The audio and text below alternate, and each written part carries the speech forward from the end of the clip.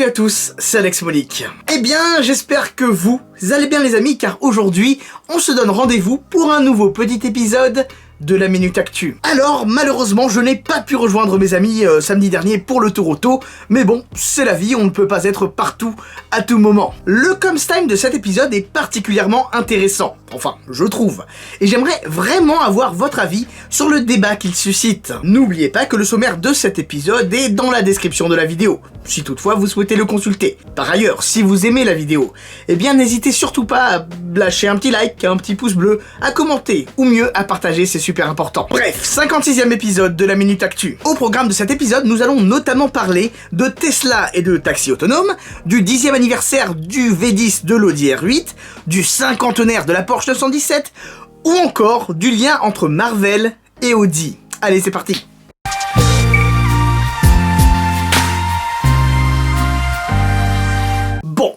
J'ai envie de commencer très rapidement avec Tesla et Elon Musk. Il semblerait que le constructeur californien souhaite se lancer dans le taxi autonome, donc sans conducteur. Ouais, grosso modo, il s'agirait d'avoir une flotte de véhicules Tesla appartenant à des particuliers et qui serait donc mise à disposition en tant que taxi autonome 100% électrique et qui serait donc dirigé, piloté par une version améliorée de l'autopilote de Tesla. C'est du gros quand même. Tesla cherche directement à concurrencer Uber, Lyft, Captain et autres trucs dans le genre. C'est pas rien. Moi qui pensais naïvement que la SEC, le gendarme boursier américain, avait trouvé un accord avec Elon Musk pour mettre sous tutelle son compte Twitter et de façon générale ses réseaux sociaux sur lesquels il s'exprime sur Tesla de façon, on va dire, un petit peu trop librement. Ceci dit, je pense que seuls les tweets sur Tesla sont concernés, car après tout, si Elon Musk souhaite parler d'Avengers, de son dernier bouquin,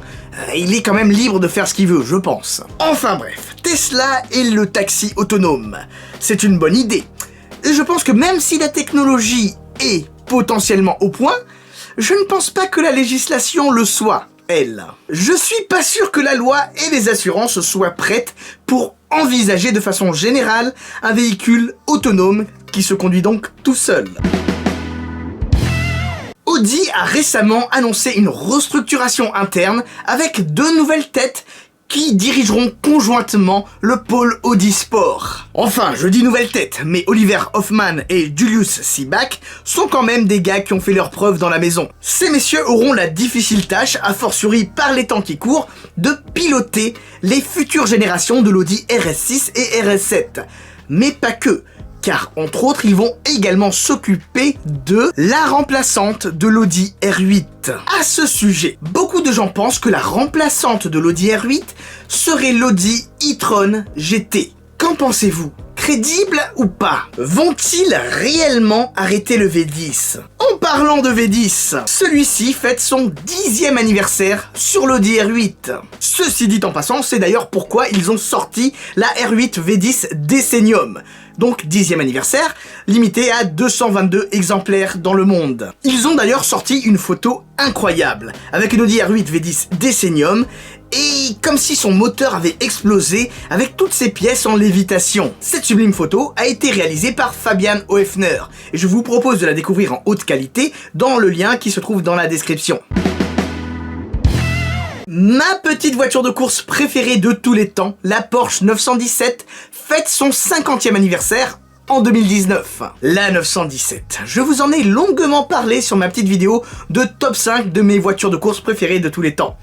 Vous pouvez aller la voir juste ici, si ça vous tente. Mais ce que vous ne savez peut-être pas, c'est que Porsche a ouvert les portes de son musée de façon exceptionnelle. Du 14 mai au 15 septembre 2019, vous pourrez notamment y voir 14 exemplaires incroyables de la Porsche 917. Avec, par exemple, le châssis 001, le premier donc, qui a été complètement restauré il n'y a pas si longtemps. Ou encore leur fameux concept de revival de la Porsche 917, avec sa sublime livrée Salzburg, sur lequel Porsche n'avait jamais communiqué jusqu'à présent.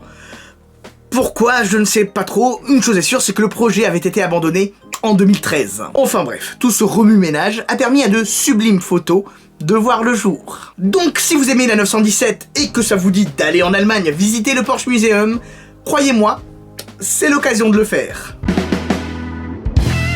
Et pour finir, je me demande si Thanos est du genre à rouler en Audi. Non, c'est vrai, on peut se poser la question, car après tout, l'univers Marvel est intimement lié à celui du constructeur allemand Audi. Après tout, Tony Stark, Iron Man, ne roule-t-il pas en Audi depuis son premier film? Et plus récemment, Audi a fait une pub assez sympa, je trouve, pour la sortie du dernier film Marvel, Avengers Endgame. Pub au cours de laquelle son dernier véhicule est mis en avant, l'Audi e-tron. On y voit notamment Captain Marvel qui se la pète un petit peu comme à son habitude, si je peux me permettre, mais ça c'est une autre histoire. Si vous voulez découvrir la pub dans son intégralité, je vous l'ai mise dans la description. Enfin, le lien dans la description. En tout cas les amis, c'est l'heure de passer au Comes Time. Bon, n'est pas Thanos qui veut. Non, puis surtout, j'ai pas le... avec l'ordi, là, je sais pas faire la poussière, là, vous savez. Dans la dernière minute actu, j'ai choisi de répondre aux commentaires de CellRN, qui nous dit la chose suivante, qui a suscité un petit débat. Je suis pas d'accord que tu dis que Koenigsegg est un petit constructeur. Bon, déjà, c'est Koenigsegg. Alors oui, c'est vrai que ça fait un petit peu casse-couille, mais sur internet, l'orthographe est super important pour qu'on te prenne au sérieux. Puis sinon, t'as le droit de ne pas être d'accord avec ce que je dis. Mais il vaut mieux avoir de très bons arguments derrière. Pour moi, Koenigsegg est un petit constructeur, à plusieurs égards. À mon avis, tu ne peux pas parler de grands constructeurs pour Koenigsegg. Ils ne sont pas comparables à Ford, Peugeot, Volkswagen, Fiat, des trucs comme ça quoi. La gamme Koenigsegg est petite, ils n'ont que 2 modèles. Jesko et la Regera. Les infrastructures sont légères.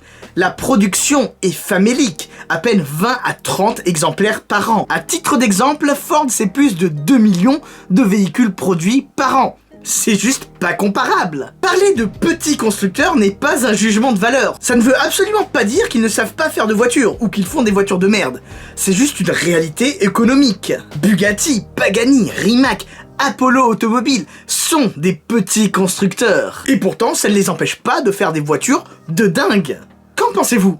Rendez-vous dans les commentaires, j'aimerais sincèrement avoir votre avis sur la question.